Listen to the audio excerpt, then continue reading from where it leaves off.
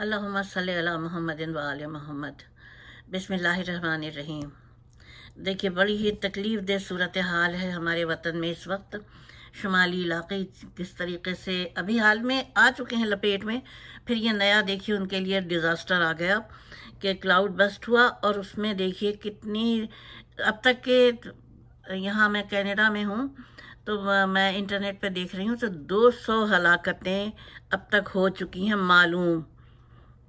पहले 50 थी, फिर 80, फिर अब जो है 120, 160 और अब जो है वो पूरे 200 से अब तक तो ऊपर हो ही गई होंगी।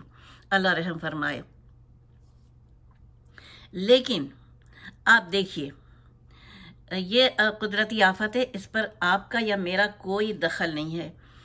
लेकिन ये सबको मालूम है कि ये मानसून का ज़माना चल रहा है। सितंबर का पूरा महीना भी मानसून का होता है मेरी मालूमात के मुताबिक।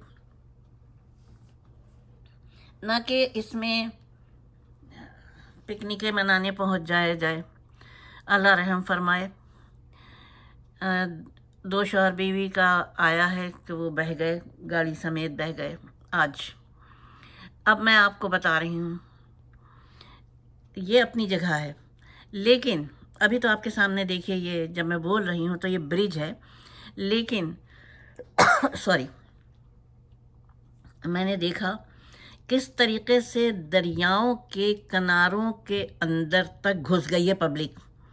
तामीरात जो हैं वो दरियाओं के आबी गुजरगाहों को छोड़कर आबी गुजरगाह को इतना तंग कर दिया है कि दरिया को नालों की सूरत में बंद कर दिया है और पानी गज़बनाक होके जब पानी को रास्ता नहीं मिलता है तो वह आने वाली हर शय को तहस नहस करके गुजरता है।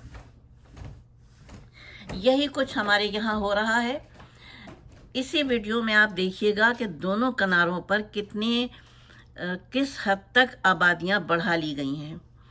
अब जानी नुकसान से, माली नुकसान अपनी जगह है, लेकिन जानी नुकसान का कोई अजाला नहीं कर सकता है।